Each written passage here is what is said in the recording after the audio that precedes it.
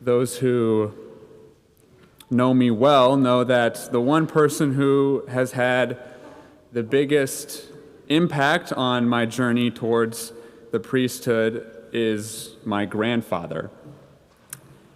And he is a real salt of the earth kind of person. He worked 2 jobs to support for my mother and her family growing up. He worked at the hardware store within his hometown, and he was also the post officer. And the hardware store he was actually the owner of.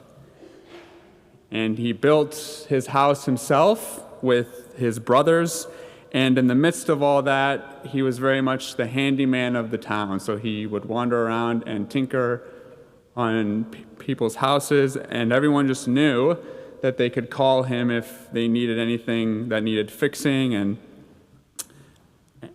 And within the midst of all this, he didn't miss Mass a single day within his adult life. And that, to be honest with you, that's what I saw first. What I saw first was not how much he knew, right, about the hardware store and about the post office and all of this knowledge he had gained throughout the years. And what I saw first was how he lived his life. And really, that's the difference between wisdom and knowledge. So in our first and second reading today, the theme is very much that of wisdom. Within the first reading, we speak of Lady Wisdom and some of her characteristics, and then within the epistle from Paul, the characteristics of wisdom. What does it look like to possess this virtue that comes from the Lord? And so, what is it? What's the difference between wisdom and knowledge? Because wisdom is not just knowledge, because I can gain knowledge from a thing or about something without experiencing it.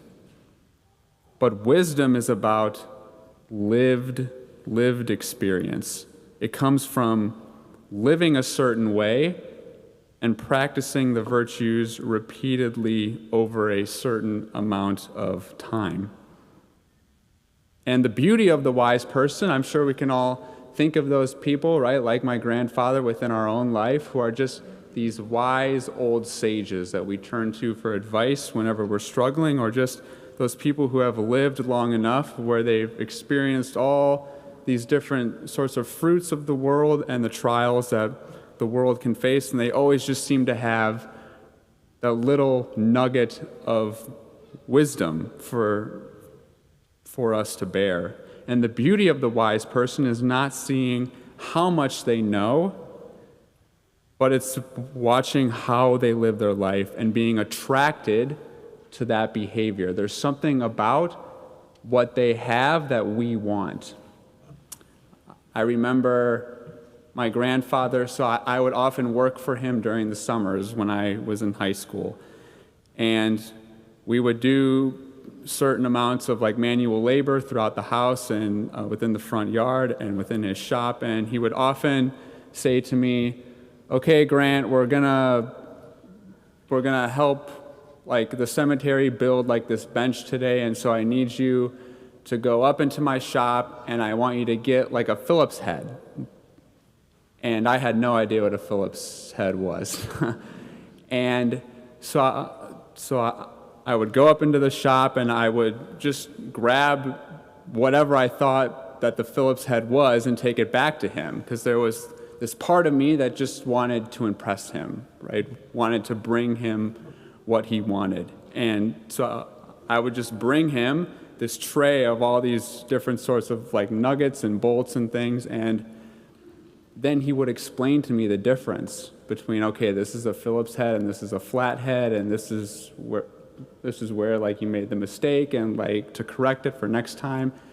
I was like, oh, okay, well, next time I'll just do better, I guess. But as I was taking back the flat heads that weren't the Phillips heads, there was this thought that I would always have of, he got more joy in explaining to me the difference and where I screwed up than he did like if I had just brought him what he wanted in the first place. So that lived experience and that passing on of that knowledge and that wisdom to the next generation is also, right, crucial for that distinction between wisdom and knowledge. Because wisdom is not just knowledge of facts, but of values. And values are found in people, not things. And there's a sort of gravitas that surrounds these wise people that we know within our lives. And what we are attracted to at the end of the day is their proximity to Christ. Because all wisdom, all knowledge points to that person, the person of Jesus and his sacraments. And that sort of life, that sort of closeness and proximity to the wisdom of Christ is contagious. What we gain from the wise, we wish and desire to pass on. And that is ultimately the goal for us today as we reflect upon these readings, we reflect upon the virtues and the characteristics of wisdom, that being a witness of Christianity and that wise steward is something we are all called to do. Because at the end of the day, our faith is one of mission, of taking the goodness of Christ, taking his commandments, taking those wise virtues he passes down to us, and taking them out to those that we love and to those within our life. Because ultimately, the fruits of our labor are that in which we pass on to others. So as we approach the altar today, we give thanks for those wise men and women in our life who have trained us and shown us how to fall in love with Christ, and we give thanks for them. And we ask God for the courage to pass on that same wisdom to those he has placed within our care.